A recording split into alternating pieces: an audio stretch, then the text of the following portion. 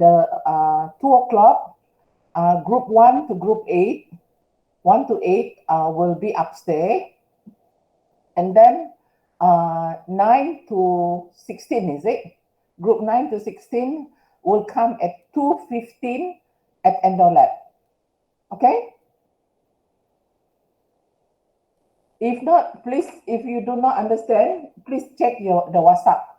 I list out everybody in the WhatsApp group. Okay? Okay, Doktor. Okay, Doktor. Okay. Attendance, yeah. Lin Chaizi? Yes, Doctor. Okay. Wait, Jianing?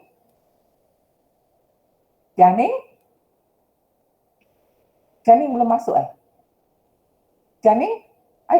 You got no sound Jianing. Oh, okay, Jianing. Rabiatul mana? Rabiatul not in? Okay, Rabiatul tak ada.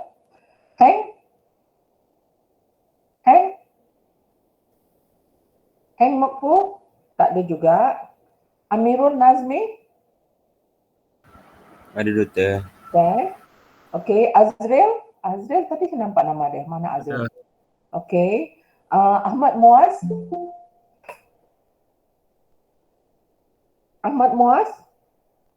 Tak hadir. Okay, Ahmad Muaz tak ada. Heng, you baru masuk Heng? Ya, baru masuk. Your name always, no, I didn't take your name just now because you're not around. Ahmad Muaz? Tak ada Rabiatul pun tak ada Okay, Ridwan? Saya, Doktor. Okay. Meng Fong? Ada, Doktor. Ada. Firdaus, saya nampak Firdaus tadi. Firdaus. Saya, Doktor. Okay. Iza Atira? Yes, Doktor. Afrina? Saya, Doktor. Okay. Itu ceria. Bagusnya. Masita? Saya, Doktor. Okay. Anis Izzatul?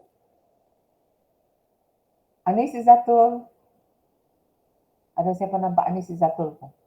Okay, Anis Izzatul tak ada. Nur Atira Husna? Saya, Doktor. Okay. Ezman? Mana Ezman tadi? Semacam saya nampak nama dia tadi. Saya, Doktor. Okay, good. Alright. Nurul Syuhada? Yes, Doktor. Okay, good. Akbar Zain? Tak ada. Ada? Hasif? Saya, Doktor. Hasif ya, okay. Haziq? Mana Haziq? Saya, Doktor. Okay, good.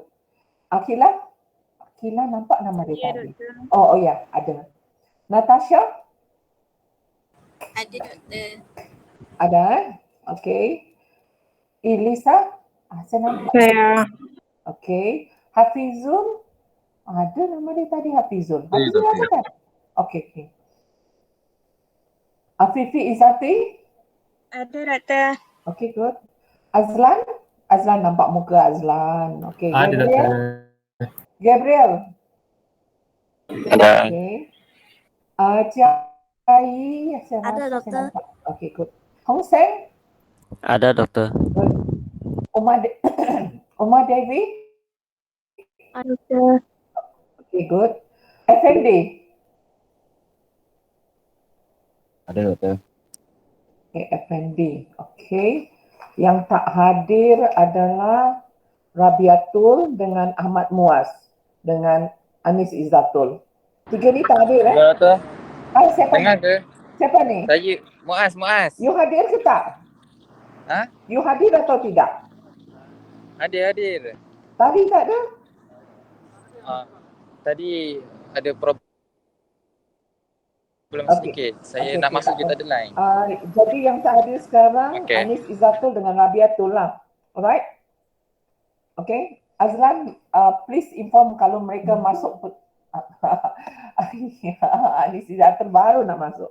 Anis Izzatul hadir tak? Hadir.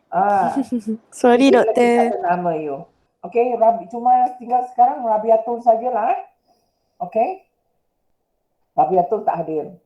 Okay, Azlan, kalau Rabiatul masuk nanti, remind Rabiatul, bagi tahu saya dia hadir. Baik, Okay, doktor. alright, thank you. Okay, kelas mana kita? Kejap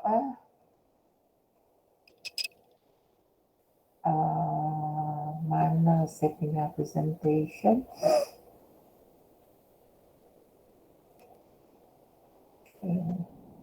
Sorry. Lain saya tekan share window. So jangan lupa amali petang, jangan datang salah grup 1 to 8, group 1 to 8 seperti dalam WhatsApp, datang pukul 2 tingkat atas. Kita buat identification of ornamental plant, okay? Dan group yang 9 hingga 16 9 hingga 15 ke 16. Okay, datang 2.15. Alright, datang 2.15. Okay, di bawah, di Makmal Endo. Nanti kita akan swab. Rabiatul baru masuk. Rabiatul hadir tak? Hadir, doktor. Kenapa lambat masuk? Saya dah nak start dah. Alright, Sorry. it's okay. Okay. Mana sudah saya ni?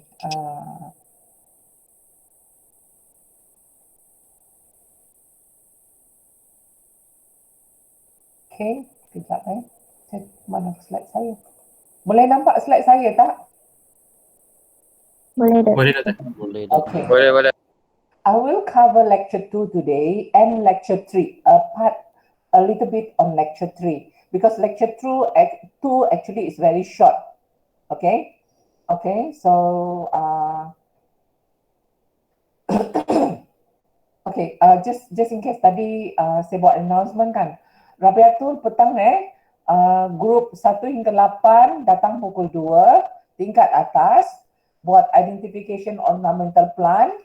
Okay, kerja dia macam buat identification of ikan. Tapi nanti saya brief waktu dalam lab. Okay, and then group 9 hingga 16 datang pukul 2.15 di Makmal Endo. Okay? Alright? Okay tak? Okay, doktor.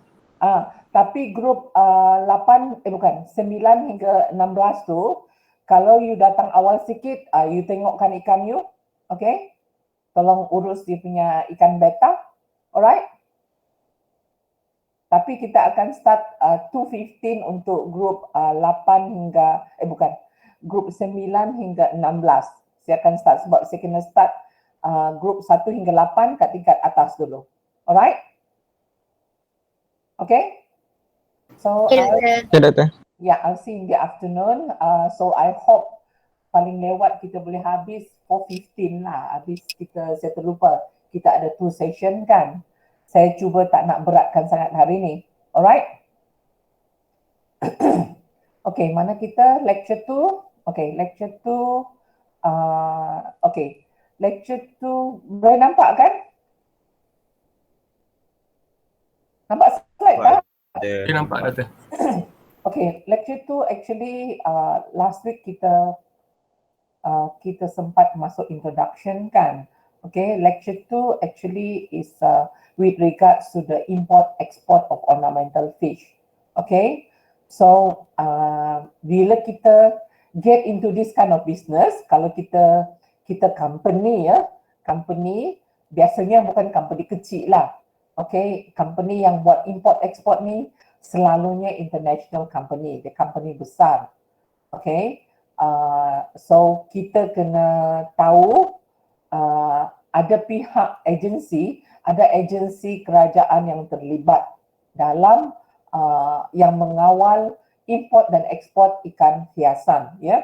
So agensi yang kita kena berurusan selalu adalah Jabatan Perikanan.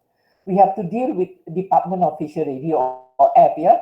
Okay, DOF, they will do inspection, and then some advice on quarantine. They will check your quarantine, they will check your premise, okay? They will check your premise, and then you have to fill up documentation. So DOF, kalau kita import export, especially bila kita export, ya, DOF will come to your premise, I think if I'm not mistaken, 2 kali seminggu. 2 kali seminggu. Yeah. So when DOF come, they will spend half a day at your premise. So biasanya inilah seperti saya kata, dia mesti ada staff pegawai yang in charge dengan documentation. Okay, documentation especially import export, ya. Okay, kemasukan dan pengimportan, kemasukan ikan dari luar negara dan juga ekspor ikan keluar ke antarabangsa. Okay, so DOF, Jabatan Perikanan, dia ada biosecurity, okay, satu pejabat yang deal dengan import export ornamental, ya. There's biosecurity, dan dia ada satu lagi jabatan khas, okay, dia panggil Makis, ya, Makis, okay. Makis tu adalah bila kita kat port of entry. You tahu tak port of entry? Port of entry is dia akan kawal kemasukan ikan dari pintu utama pun pintu antarabangsa. Contohnya KLIA, pintu masuk Bukit Kayu Hitam, Pengkalan Kubur, yang kat Johor tu ada dua kat Johor. Tapi sekarang ni kalau yang import tu biasanya dia ikut yang laluan kedua kat Tanjung Pelepas ke Tuas. Ya. Okay. Dia ada second link. Jambatan yang dibina kedua tu kat second link kita panggil kat, dulu dia guna satu jalan masuk je kan, ada satu jambatan saja dari Singapura ke Malaysia. Tapi sekarang ni ada dua. So untuk komersial selalu mereka akan guna yang bawa barangan kargo, dia akan ikut yang link kedua, jambatan kedua. Okay? Okay, so itu adalah jabatan agensi yang terlibat, ya. So tapi untuk you all, saya sekadar share information because these are the things that you have to deal. If you have a company, a big company lah, not small company, you're importing or exporting, so these are the people that you need to deal with. Okay? Okay, and sebelum tu, ada, saya tak ada letak kat sini, tak apa, I'll mention. Okay, so ada Akta Perikanan, okay, yang memberikan permit, ya, okay, kebenaran untuk membawa masuk atau untuk mengekspor ikan hidup. Okay, ini adalah di bawah kuasa pengarah perikanan, ya, pengarah perikanan. General Director apa? General Director in Malay apa betul? Pengarah besar, Halo? You all masih dengan saya ke? Masih lagi, Doktor. Saya ingat terputus lagi. Director General. Okay. So this permit or approval is granted by Director General of Fishery, this Department of Fishery, ya. So ini akan dijalankan, diberi melalui Putrajaya. Tujuan kawalan tersebut adalah untuk food safety. Okay, salah satu kawalan permit import adalah food safety. Kadang-kadang bila kita import, contohnya Indo Kan induk tu hidup kan. Induk atau anak benih. Kita tak nak dokumentasi. Okay. Dan kemungkinan besar ikan tersebut adalah tercemar. Tercemar in the sense that ini food safety actually is related to aquaculture. Bukan directly untuk ornamental ya, food safety. So ada kala bila kita import ikan tu tercemar dengan chemical, okay? Dengan chemical, antibiotics, apa lagi? Kadang-kadang mereka add, I think, preservative. So this one, Jabatan Perikanan ni juga akan check juga tu, okay? Food safety, okay? Dan Akta ni juga mengawal penyakit ya, sebab penyebaran penyakit di mana bila ikan tu masuk atau keluar negara, okay, bila ikan tu diimport atau diekspor, what happen is that they have documentation of the fish whereby the fish has been randomly checked, okay, has been randomly checked for diseases, for pathogens, yeah. So this is to prevent spread of disease pathogen into the country. And of course, when you export it overseas, to ensure that the fishes that you send do not carry any pathogens or certain pathogens. Not to say that any pathogen is a bit strict, but specific pathogen. Okay, yeah. So thirdly, to prevent introduction of alien species into the local environment. Okay, the third one, I give you example. Ada few species of fish. Okay, di sini saya ada beri. Okay, piranha. Piranha is a very aggressive meat eater. It's carnivorous. Okay, and they can breed easily. So usually piranha come from the country which we call from same climate as Malaysia. Yeah, it comes from the same climate from South America. We have the same climate as South America. So when piranha come in, if by accident ya, tak sengaja terlepas ke perairan, ke tasik, sungai, so they will breed. Okay, they will breed, they will live there happily, they will adapt because they come from a similar climate.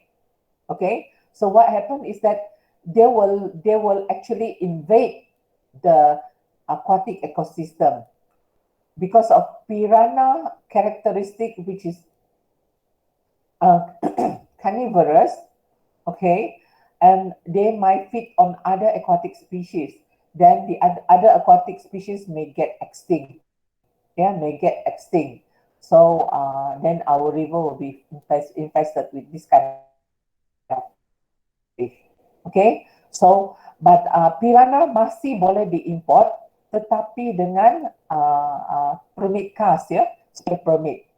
Okay, contohnya ada tempat ikan hiasan seperti akuarium KLCC Aquaria, akuarium Tunku Abdul Rahman, akuarium Kak Zu tu, akuarium Tunku Abdul Rahman ya.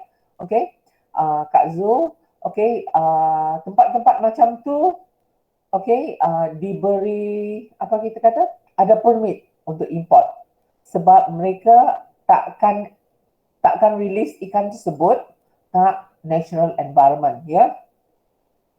Okay, and then this saya tak letak sini. This other species of fish, okay, the other species of ornamental fish lah to be exact, that yang dilarang import ke Malaysia. Okay, tapi saya tak ada senarai sini. I think I don't know where I kept it. So when I found it, I'll share with you. Alright, or else you can Google ikan larangan import di Malaysia. Okay, ya, yeah? Ada yang permit bukan tu. That not catalog. That announcement is released by Department of Fishery. There's a list of fishes which is not allowed to be imported or to be cultured. Okay, but untuk aquarium yang untuk tujuan macam mana? Tengkorak Aquarium Tuku Abdurrahman dengan KLCC Aquaria, mereka ada special permit untuk ikan-ikan tersebut. Tapi untuk tujuan komersial, untuk dijual pada orang ramai, untuk dipelihara adalah tidak dibenarkan. Ya? Sebab ikan-ikan tersebut adalah invasif. Siapa ya? Doktor, saya nak tanya soalan. So, one of the ikan larangan import yang saya tahu sturgeon. Tapi kita ada satu farm dekat Perak. Okay, Azlan. That farm has political link. Saya tak tahu macam mana dia boleh lepas. Oh, okay. Sebab ada yang dibolehkan, saya tak tahu di bawah pantauan mereka ke tak, ada yang tidak dibenarkan. So, orang apa yang dibenarkan, siapa yang dibenarkan, sebab sekarang ni I'm also confused.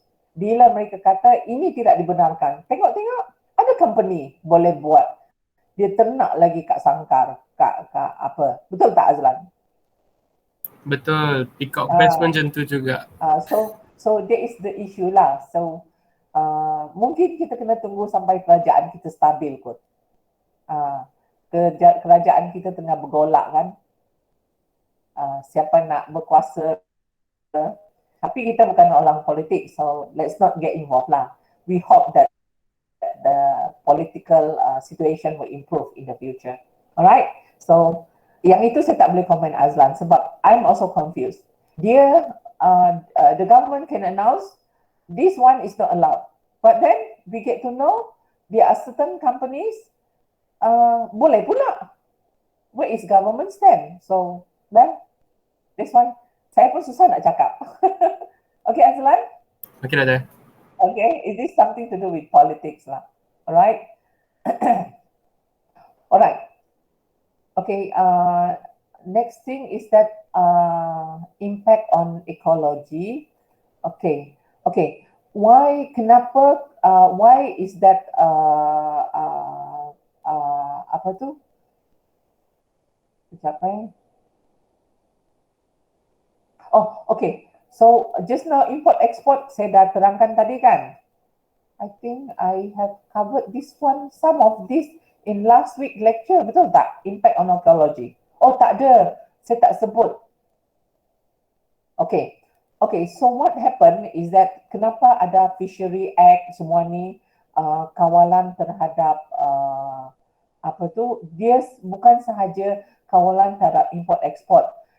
Dia ada kawalan lain juga berkenaan dengan penangkapan ikan, sama ada untuk aquaculture atau ornamental di perairan.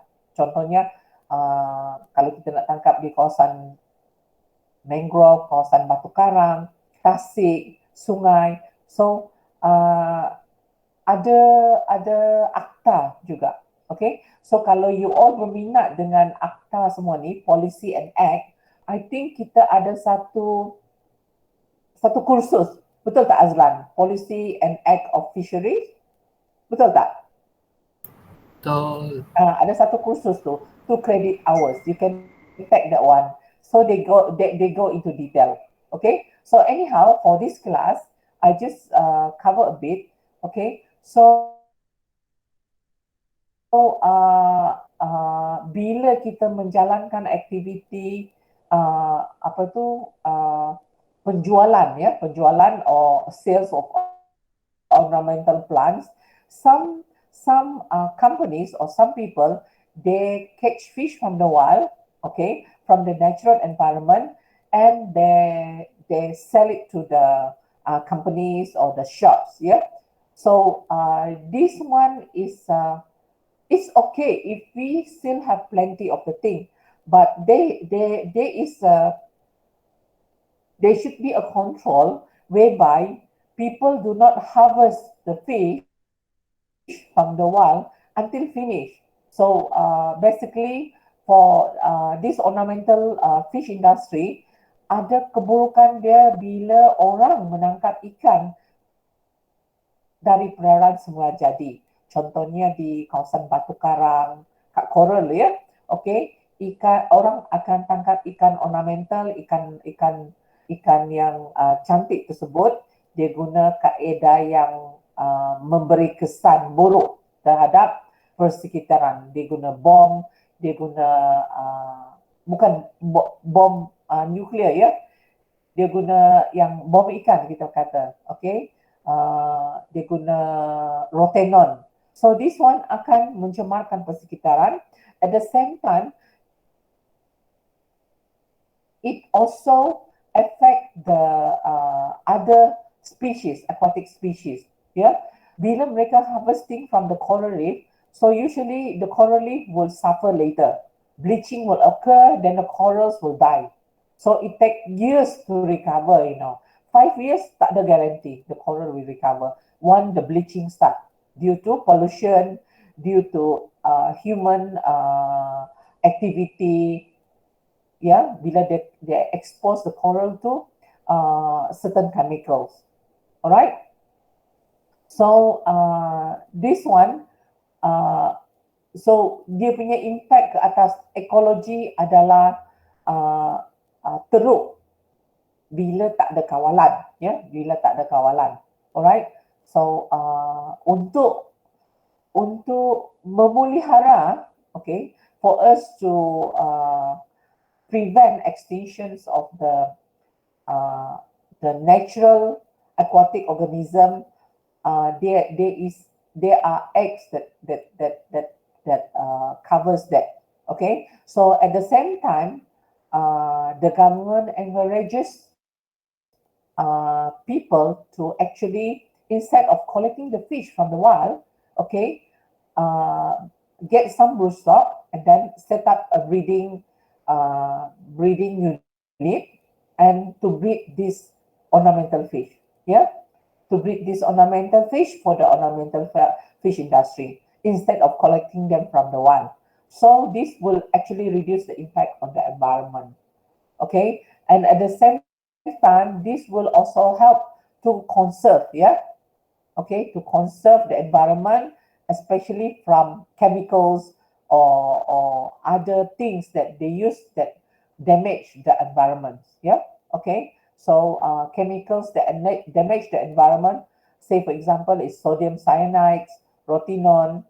Okay. Anyhow, when you harvest the fish from the wild, you ingatkan bila you letak certain amount of sodium cyanide atau rotenone untuk tangkap ikan tu dari persekitaran semula jadi. Of course, ikan tu pengsan. The fish will not die immediately. What happened? What happened is that the fish will die few days later.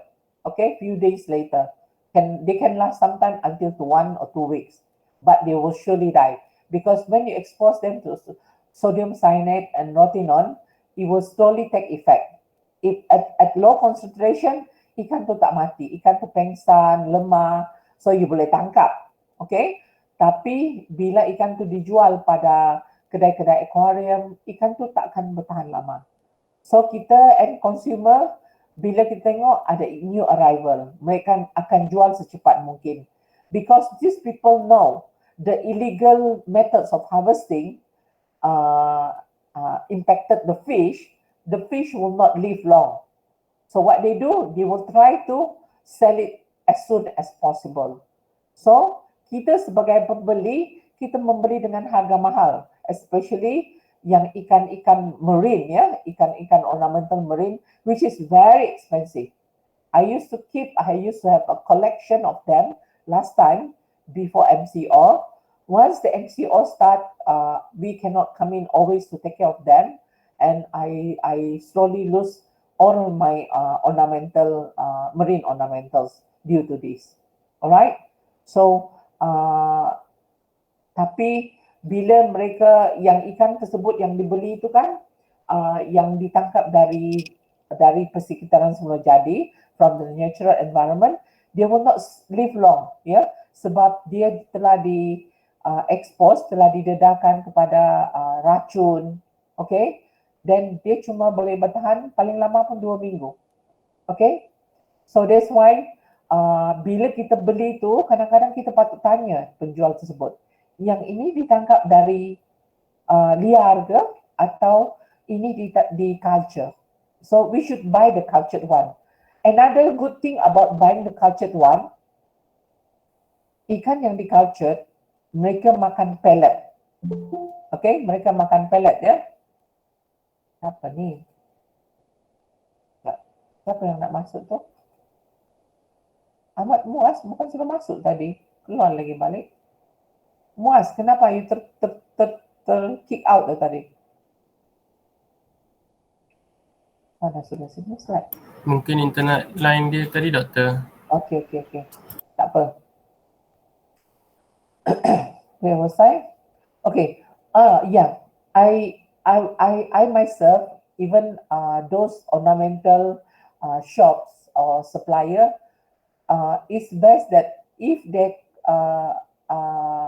sell or deal with cultured ornamental fish, because wild fish, they feed they feed on live food.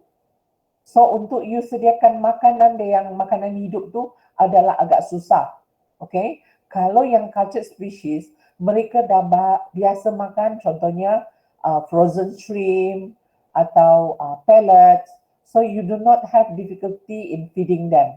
Okay, sebab they are cultured. But if you collect from the wild, sometimes they refuse to eat because you cannot provide them live food. So dia akan mati juga. Alright? So those are the pro and cons lah. Okay? And then salah satu lagi kesan terhadap environment kepada apa kita kata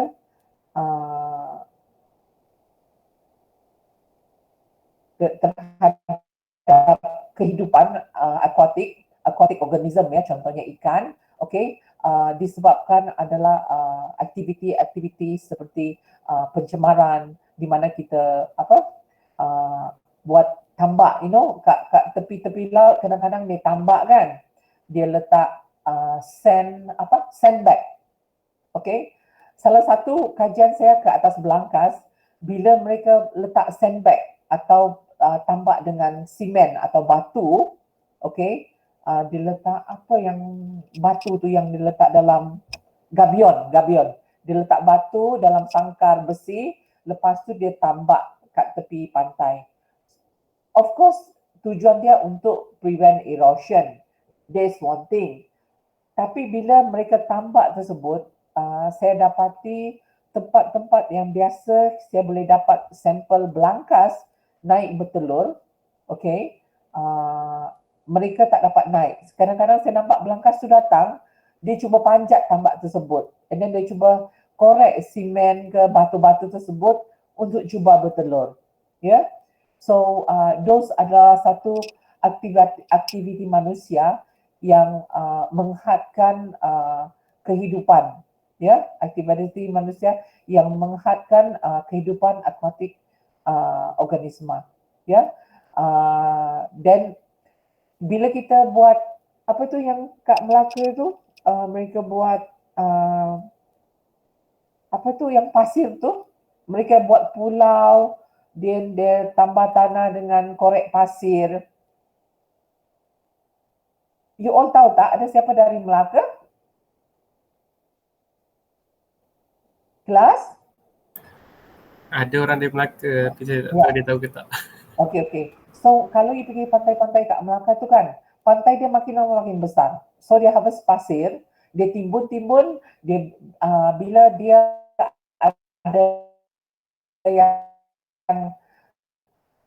apa tu yang bukan sampan. Apa dia korek, pasir tu dia kasih timbun kat tepi tu, lama kelamaan dia timbun dan memanjang. Pasir pantai tu makin melebar, dan mereka nak develop tau. Selalunya mereka nak dapatkan tanah lebih, tapi aktiviti tersebut mungkin menguntungkan secara komersial, tapi untuk aquatic organism dia mengubah, so dia menyebabkan pencemaran, ya. Okay. Then ada lagi siltation,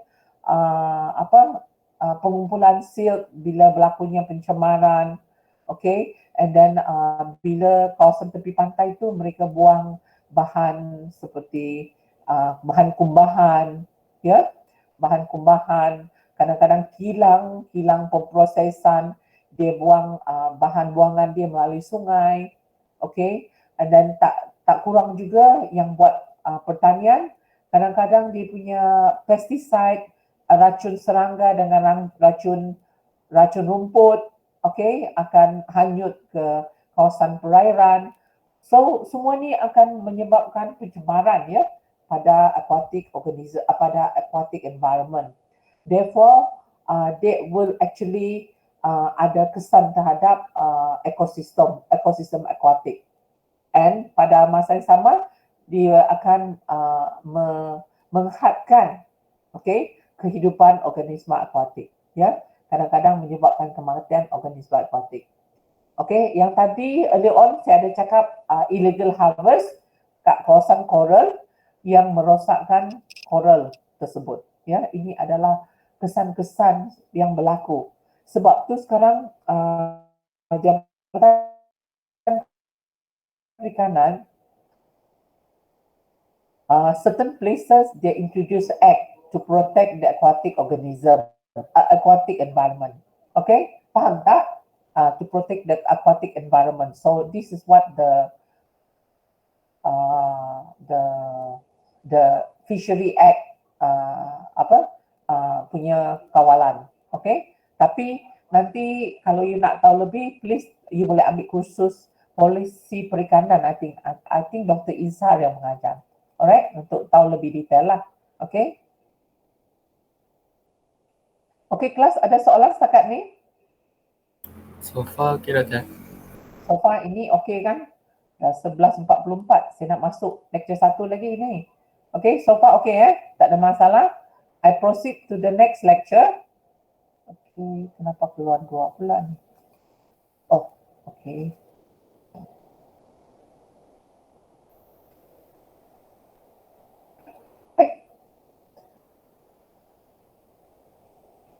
Muncul. Mana saya? Window. Right. Tadi nampak slide saya bergerak tadi? Kelas? Tadi ada. Nampak. Saya takut slide tak bergerak tadi. Kadang-kadang kadang-kadang dia punya sistem kot. Slide tu langsung tak bergerak. Okay? Kalau slide tak bergerak, you all bagi tahu, ya. Okay? Okay, class? Okay, we are in lecture 3. I will not finish this one today, but I will cover some of it. Okay, so lecture 3 is with regards to diversity and biology of fishes. Okay, diversity and biology of fishes. Okay, ini I think most of you have taken the lab, right? Dah ambil lab hari tu. Okay, so I will cover briefly on some of the ornamental fish, ya, yang biasa sangat boleh dapat dari kedai aquarium, ya. Okay, yang kat Malaysia. Some of these fishes are not local, they imported. So you boleh Google. Sementara I think bila you buat you punya amali report kan, okay, amali report, so you boleh tahu ikan tu asal usul dia dari mana. Betul tak? Kelas, betul tak? Okay? Alright? Okay. Kelas, Azlan, slide bergerak tak? Dah tak present slide. Saya tak present slide ke? Belum lagi. Tadi ada, lepas tu tiba-tiba tak ada. Dia hilang? Aish. You kena bagi tahu, jangan diam saja. Tadi nak bagi tahu tapi doktor tengah cakap tak potong macam. Okay. You kena bagi tahu bila, excuse me doktor, slide tak gerak, tak nampak. Okay, nanti saya sendiri mengajar. Alright? Okay, doktor. Alright, okay. Nampak dah? Nampak, doktor. Okay, right. Yang ini nampak? Full screen? Tak nampak full screen. Wait, Nampak dekat PowerPoint punya screen. berarti dia tak bergerak lah. Dia tak bergerak. Kalau cuba doktor ke next slide. Kalau Sekejap. Alright. And show, stop sharing. Sekejap I present sekali lagi. Window. Okay. Kadang-kadang dia bertebiat ni. Dia tak nak dengar cakap.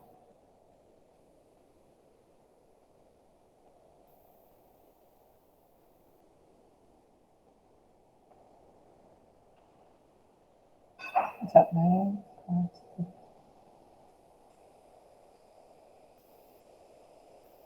Ini Ning yang ajar saya ni. Saya tak tahu buat ni dulu. Saya kena belajar dari student juga. Last semester. Okay, boleh nampak full slide sekarang? Boleh, doktor. It's full slide lah. Okay, so the most common ornamental fish is angelfish. Okay, so dalam dalam lab you all dah nampak. Okay, this is from the family Cichlidae ya. Okay, dia satu family dengan you punya tilapia ya. Flower horn, apalagi discus, dia satu family. Okay. Alright, so these are the most common. Okay, one of your assignment will be going out to, I think, group assignment ya. You have to go to ornamental fish shop, okay, kedai aquarium, untuk buat survey ikan ornamental yang mereka jual kat situ. Okay, so at least one group have to visit 2. You punya assignment ya. You have to visit 2 ornamental fish shop. I mean kedai aquarium. Okay. So if possible, one is marine, one is ornamental. Sebab saya tak boleh bawa you pergi lawatan. Then you dengan you punya group member, kalau 2 orang, pergilah berdua. Alright. Okay. Boleh tak? Okay, doktor. Boleh. Okay. You boleh kalau boys and boys you boleh naik motor kan? Okay. Then kalau yang boys and girl, maybe the guy will take motorbike, the girl will take a car. I don't know if many girls take motorbike nowadays. Okay. Okay. This one nanti saya akan inform that assignment for you to do. Okay. So then you punya, okay. So the next group of fish is the tetras. Yeah. Ni nampak tetras kat sini? We have this is black skirt tetra ya. Okay, dwarf tetra tak ada sini. Sini tak ada dwarf tetra. Bleeding heart tetra, nampak ni bleeding heart tetra. You tengok dia punya tengah-tengah badan tu, kat tengah tu ada red dots. That's why it is called bleeding heart tetra. Yang first one ni, yang hitam ni, you nampak tak saya punya mouse? Nampak. The first one is black skirt tetra. Okay, the second one is bleeding heart tetra. Then the third one is cardinal tetra. Okay, class. Cardinal tetra dia punya size usually much smaller than neon tetra. Bawah ni neon tetra. You nampak tak beza cardinal dengan neon?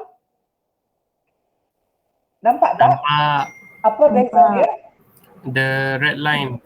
Yes, the red line. Cardinal tetra, the price is 2 times compared to neon tetra. Okay, so you boleh ingat kalau dia punya line merah tu separuh saja, berarti harga dia separuh. Harga dia separuh berbanding dengan cardinal tetra. Cardinal tetra full line dari depan sampai belakang, so that's why it is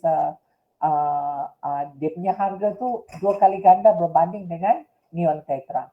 Alright. So kalau you pergi kedai, you nampak ni, jangan terkejut. Harga dia, usually this one, I think ada RM3 lebih. Ini boleh dapat RM1.50 kalau tak silap saya. Neon tetra murah sikit. Alright, and that's depend on size also. Okay? Okay, next we have this blind cave tetra. This fish is blind ya. Dia bukan abnormal because of Kejap kelas, hold on, ada gangguan sikit ni. Hold on ya.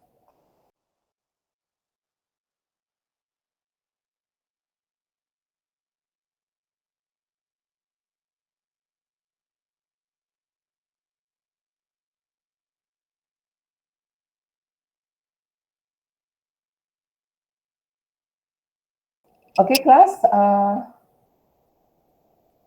Okay. Mana saya tadi? Okay. Blind cave tetra ni, you know why it is blind? This is dia memang blind because this was caught. This fish existed. Okay. They live in apa tu? Tasik, bukan tasik.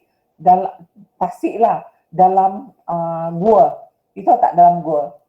So when inside the cave there are no lights. So this tetra do not develop eyes. Okay, this tetra do not develop eyes. That's why it is called blind cave tetra, because when it's in the dark, they do not need eyes. Okay, they do not need eyes. That's why dia tak ada mata. Okay, dia bukan abnormal, bukan sakit ya. Tapi dia sebenarnya memang tak ada mata sebab dia tinggal dalam perairan, dalam gua yang gelap, so dia tak perlu mata untuk melihat. Alright. Okay, then next we have this one is lemon tetra. Okay, this is lemon tetra ya. This is lemon tetra. Okay. So I think dalam kelas amali you ada red eye tetra, betul tak? Red eye tetra. I think itu saja. I think tetra yang ada, kalau tak silap saya. Okay. Kenapa saya tak bergerak pula? Wait, class, are you still with me? Yes, Doktor. Tapi Yes, Doktor. Okay, sekejap lagi. Alamak, masa dah nak habis dah ni. Okay, I cover this one first. Okay, this slide. Okay, so ikan bab, okay, adalah dari family Cyprinidae ya. Okay. I think this one, sorry, tetra mostly they are from the family Carassidae. Carassidae, yeah, Carassidae. And then these barbs, they are from the family Cyprinidae. Okay, contoh yang you dah buat lab hari itu, tiger barb. Okay, then you ada cherry barb. I think this is cherry barb, yeah. This is cherry barb. This is rosy barb. Kat bawah ni rosy barb, ya. Okay. Then kita ada this is bukan cherry barb ni. This is bukan lodge. Clown barb. Kalau tak silap saya. Ini clown. Sorry, ya, ada nama kat situ. Saya dah tulis pun. Clown barb. Ini clown barb. Okay, ini cherry barb, ini cherry barb. This is what? This is rosy barb ke? Okay, this is clown barb, cherry barb. I think this is rosy barb then. Then this is black ruby. Okay, black ruby. Black ruby dulu kita senang dapat dari kedai aquarium, tapi sekarang mungkin sebab tak ada ikan tu bawa masuk ke Malaysia, so susah nak dapat black ruby. Actually, black ruby is very beautiful because paruh badan dia kehitaman gelap and then depan tu merah macam delima. Yeah. So these are from the family kumpulan ikan barb dari family Cyprinidae. Ya. Contohnya saya bagi example Cyprinidae juga adalah koi, goldfish, okay, koi, goldfish, kela, all from Cyprinidae family. Alright? Okay, class, I think I have to stop now. I think you have class after this. Betul tak? Betul tak? Yes. Okay. So I will continue next week. Okay. So I'll see you in the lab later. Group 1 hingga 8, 2 o'clock, upstairs lab. Group 9 hingga 16, datang kat Makmal Edo ya, 2.15. Alright? Okay? Okay, See Doktor. you. Bye. Okay, Doktor. Bye. Thank you, Doktor. Okay, thank you, Doktor. Thank you, Doktor.